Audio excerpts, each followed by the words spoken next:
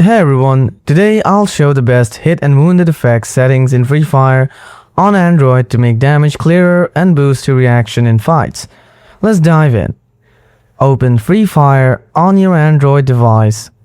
Tap the gear icon at the top right corner. Then tap the In-Match section.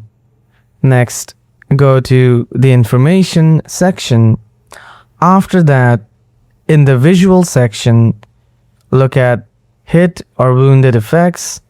Here you will see three options like Classic, Dark, and No Blood. If you select Classic, it will show a red blood mark. If you select Dark, it will show a black blood mark.